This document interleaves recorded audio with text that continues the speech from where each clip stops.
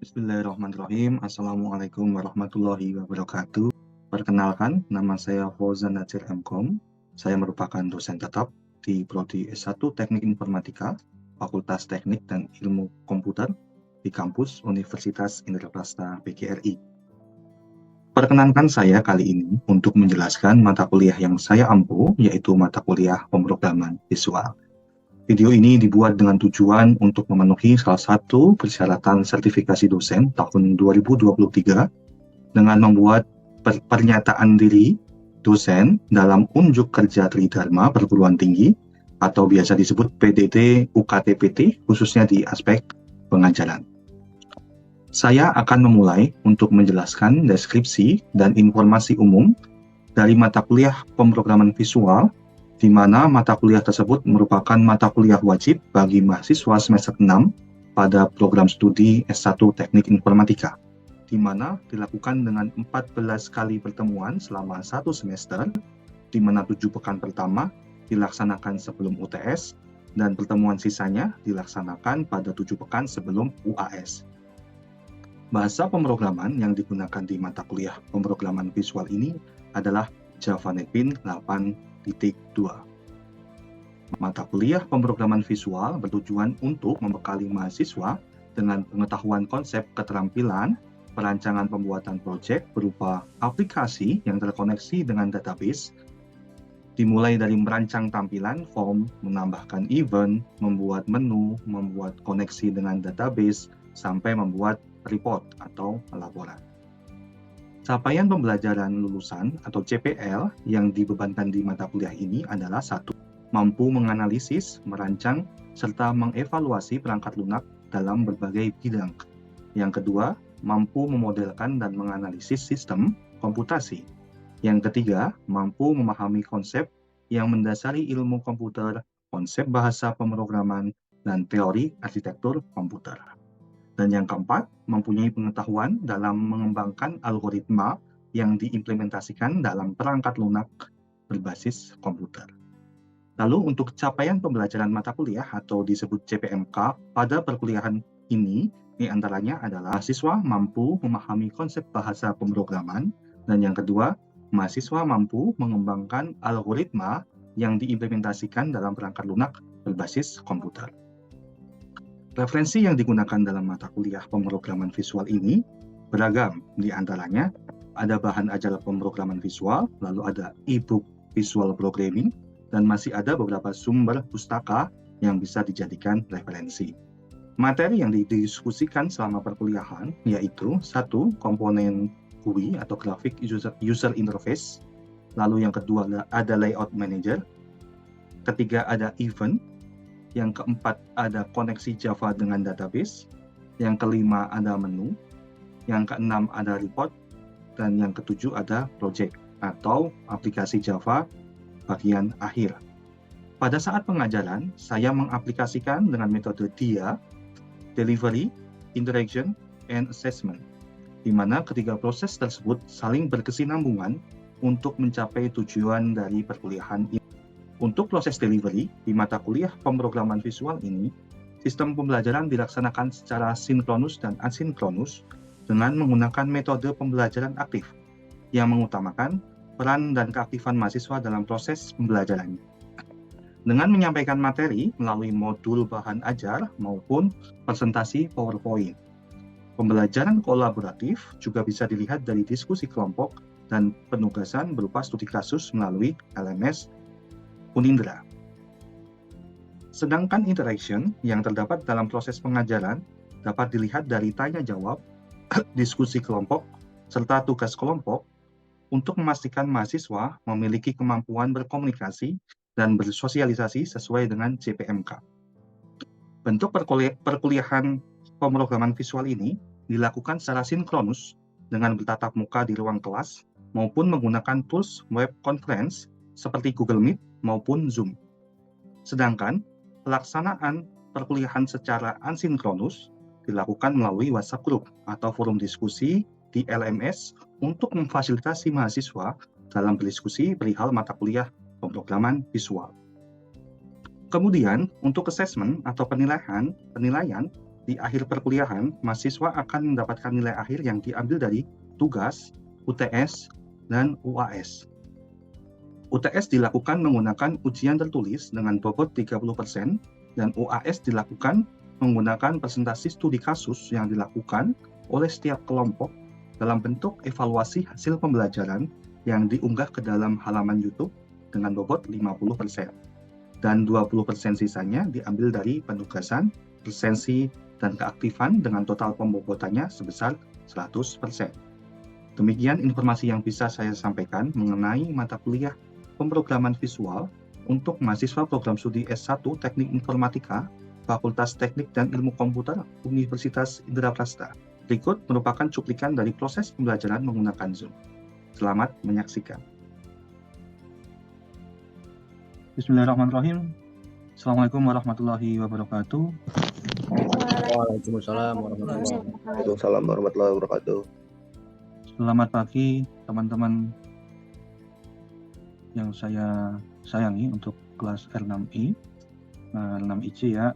Untuk hari ini kita melanjutkan materi di mata kuliah pemrograman visual di pertemuan yang ketiga sesuai dengan rencana pembelajaran semester yang sudah kita bahas di pertemuan sebelumnya.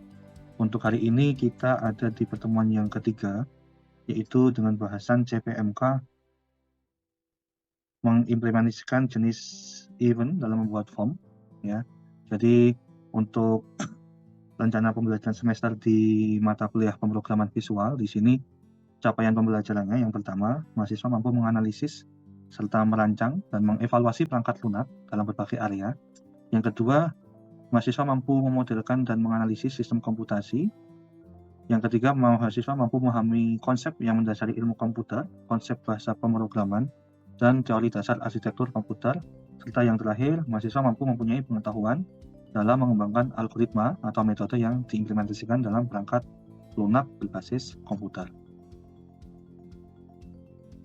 Dalam mengimplementasikan berbagai jenis event dalam membuat form, ya untuk pertemuan hari ini, pertemuan yang keempat. Jadi mahasiswa di sini nanti akan mempelajari bagaimana event-event yang akan sering kita pakai dalam pembuatan suatu form atau formulir. Dalam implementasinya kita menggunakan aplikasi Java NetBeans 8.2 dan saya sudah menghimbau buat teman-teman untuk menginstal dan kemarin sudah saya cek sudah terinstall di semua device dari mahasiswa. Lalu harapannya di sini Mas Mbak di pertemuan hari ini event yang akan kita pelajari ada dua, event action listener dan event key listener. Jadi nanti teman-teman akan mempelajari kedua event ini dalam pengimplementasian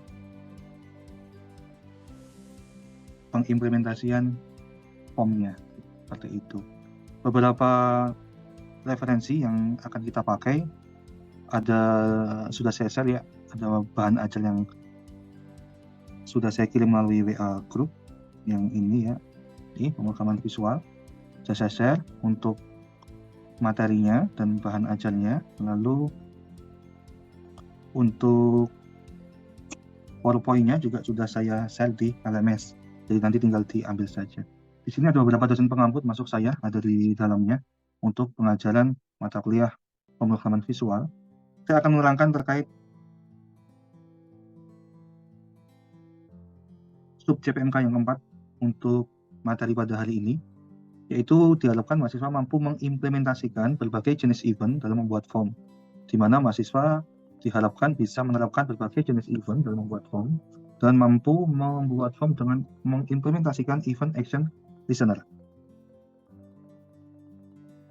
Dan yang terakhir, mahasiswa juga diharapkan mampu membuat form dengan semua jenis event key listener. Untuk kegiatan ini kita lakukan 3 jenis, yaitu perkuliahan. Lalu kita akan mencoba mempraktekkan itu dan penugasan.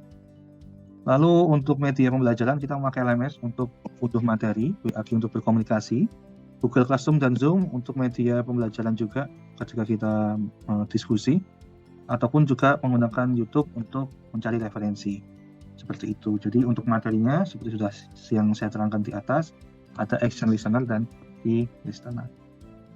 Ya, yang saya paparkan tadi merupakan RPS atau rencana pembelajaran semester untuk mata kuliah pemrograman visual. Oke, saya lanjut ke materi. Saya izin share screen. Materinya ini sudah saya share di LMS, Mas Mbak bisa mengunduhnya. Yang pertama, kita akan mempelajari yang namanya event action listener. Event merupakan suatu kejadian yang dilakukan oleh user terhadap antarmuka atau user interface, sehingga setiap objek dapat dinotifikasi jika suatu event terjadi, sehingga objek tersebut dapat memutuskan apa yang harus dilakukan untuk menanggapi event yang bersangkutan. Artinya apa? Di event ini kita memberikan suatu fungsi ke dalam form. Kemarin kita juga sudah mempelajari komponen-komponen apa saja yang ada di dalam aplikasi NetBeans. Kalau event yang kita akan pelajari itu ada 3. Yang pertama event listener ya. Lalu ada 3 jenis dari event listener itu. Yang pertama ada action listener, di mana action ini memutuskan pergerakan mouse. Jadi ketika ada suatu notif menggunakan mouse, dia akan memberikan action. Yang kedua adalah mouse listener. Dia juga menggunakan pergerakan mouse, bukan perubahan, jadi ada sedikit perbedaan. Lalu yang ketiga window listener, yaitu perubahan window contoh event. Di mana untuk hari ini kita akan mencoba membuat suatu form yang sederhana saja. Intinya di dalam form ini cukup memakai username, lalu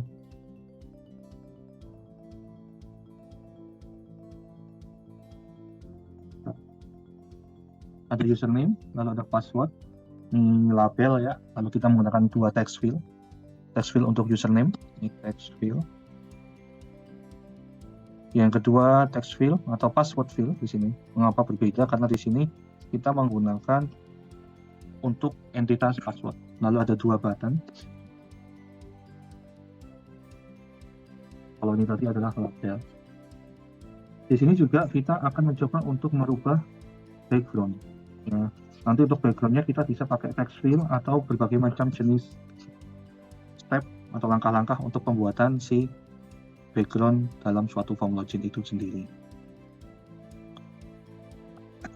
Langkah-langkah dalam pembuatan form login yang pertama, nanti kita akan coba simulasikan untuk pembuatan form login ini. Yang pertama kita bikin form membuat project dahulu. Bisa pakai project yang sudah pernah Mas Mbak pakai. Dulu kan kita sudah belajar untuk membuat form sederhana. Itu kita bisa pakai dalam project yang sama untuk form login ini. Atau mungkin project yang baru, jadi dibebaskan buat Mas dan Mbak mau pakai yang mana untuk pembuatan projectnya, mau pakai project yang sudah ada atau mau pakai project yang sudah atau yang terbaru, bikin baru lagi. Lanjut, untuk step selanjutnya adalah membuat kategori ya.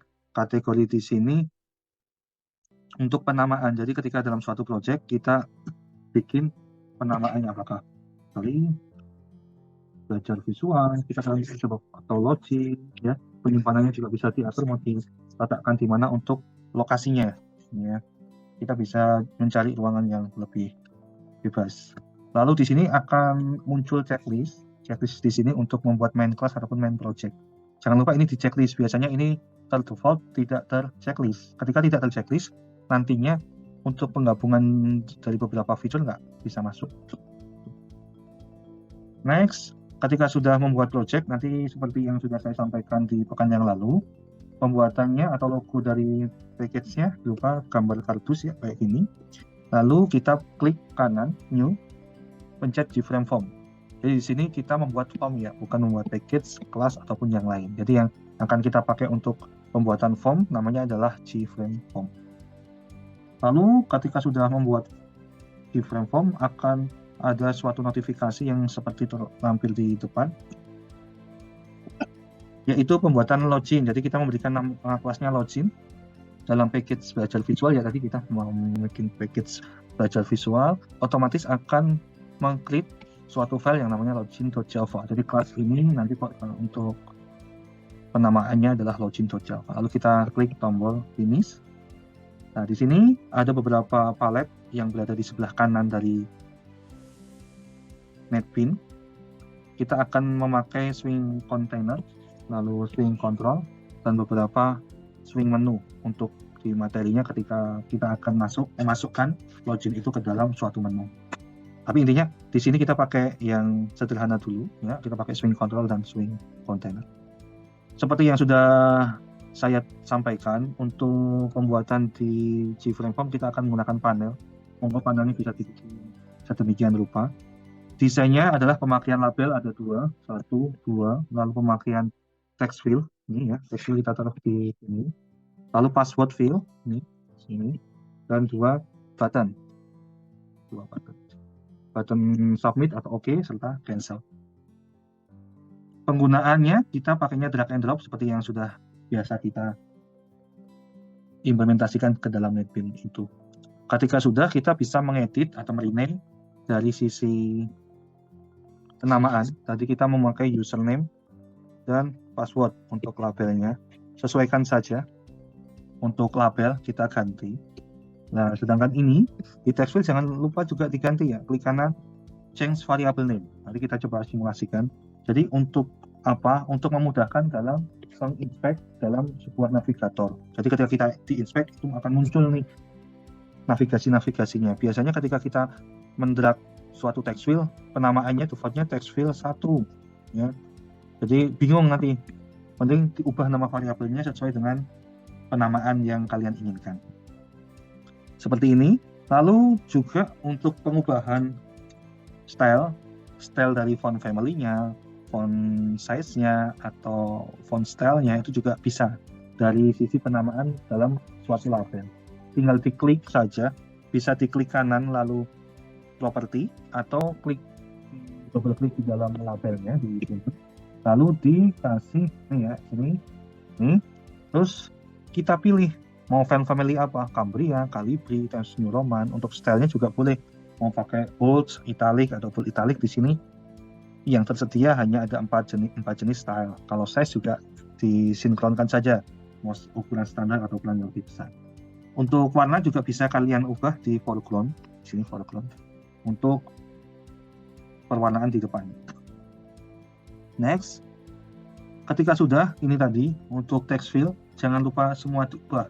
Ada kecuali label yang harus diubah variabelnya adalah text field 1, lalu password field 1, dan 2 button. 2 button ini juga semuanya harus diubah. Kenapa? Untuk memudahkan penamaan di dalam navigator inspektor.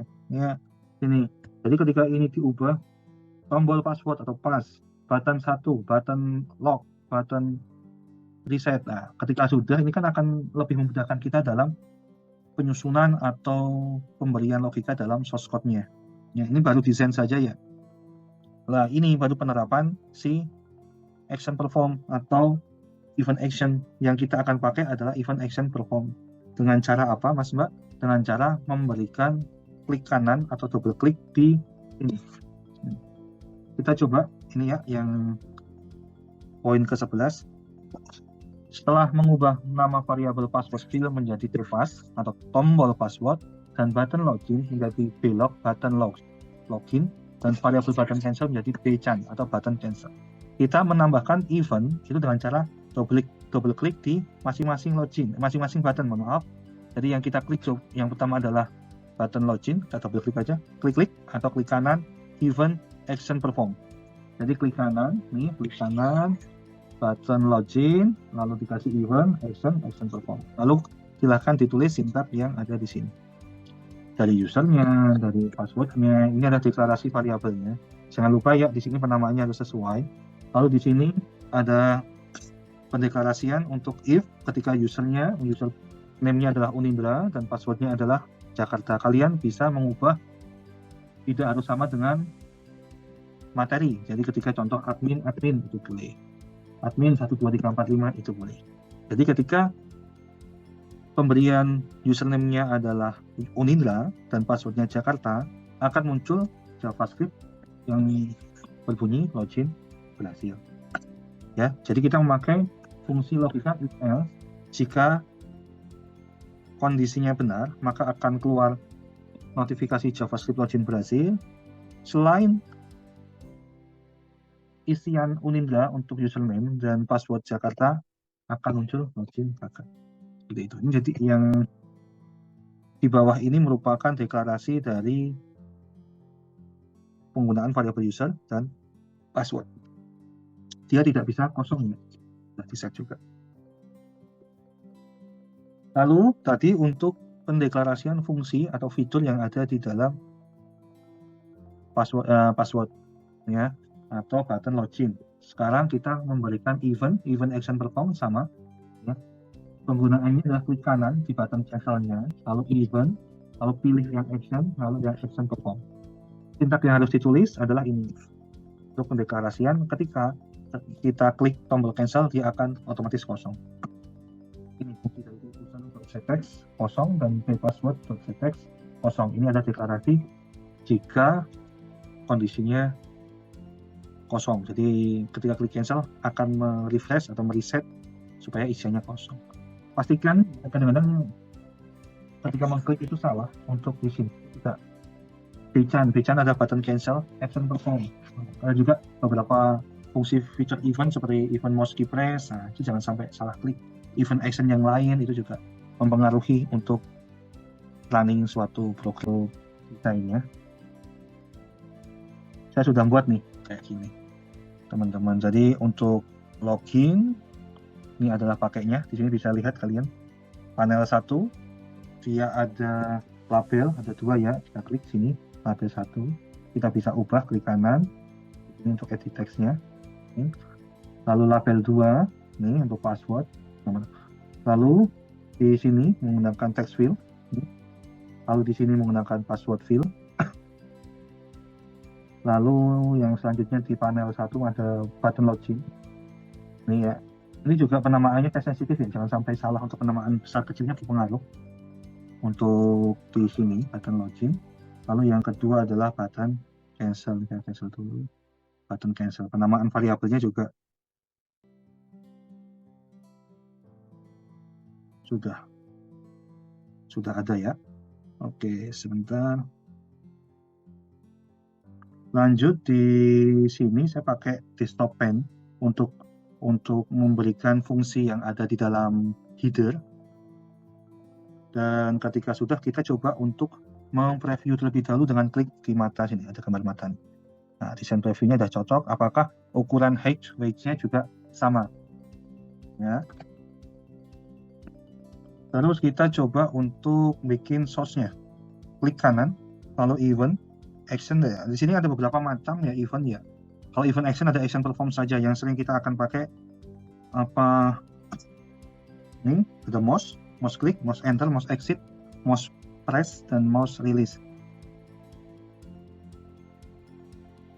Lalu kita klik yang action perform. Ketika sudah klik ini nanti akan muncul.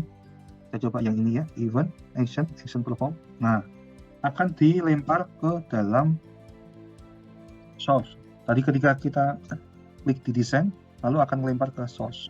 Di source kita disediakan ya, kita lihat dulu. Saya sudah meng-set untuk koneksinya. Karena ini nantinya akan saya gunakan ke dalam project rumah sakit. Jadinya di sini saya sudah bikin suatu database namanya rumah sakit dan username root, no password. Lalu ini untuk button login kita sesuaikan dengan variabel namanya. Ketika tulisannya kecil ya tulisan loginnya kecil ya. Ketika tidak sesuai biasanya akan muncul error di sini. Lalu string user, t-user-gettext, string user pass, tpass.gettext. Untuk password saya menggunakan admin. If admin passwordnya 12345 akan muncul message-nya ada login berhasil. Ketika kosong ataupun tidak diisi, itu akan muncul username atau password tidak boleh kosong. Dan ketika saya pakai dispose juga untuk memunculkan ininya, untuk memunculkan menu. Nih ya, saya menggunakan menu di sini. Pakai dispose untuk visible true. Else-nya apa? Else-nya adalah ketika tidak diisi akan null ya. Ketika tidak diisi akan muncul atau jawabannya salah. Username atau passwordnya salah akan muncul message-nya atau notifikasinya adalah login gagal.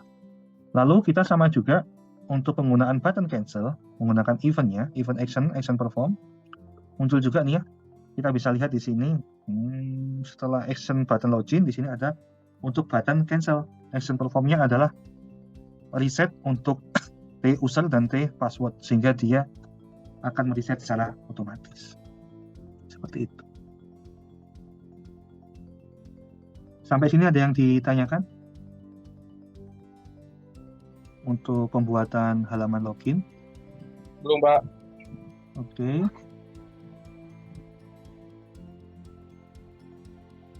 Kita coba jalankan dengan cara mengklik kanan sini ya. Login, run.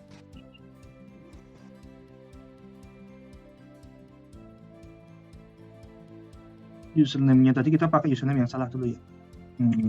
Unindra tadi ya, Unindra. Passwordnya Jakarta. Salah. Ataupun ketika kayak gini kita pakai ngecek tombol cancel-nya bisa nggak. Jadi cancel itu untuk mereset dari semua inputan yang sudah kita masukkan. Oke.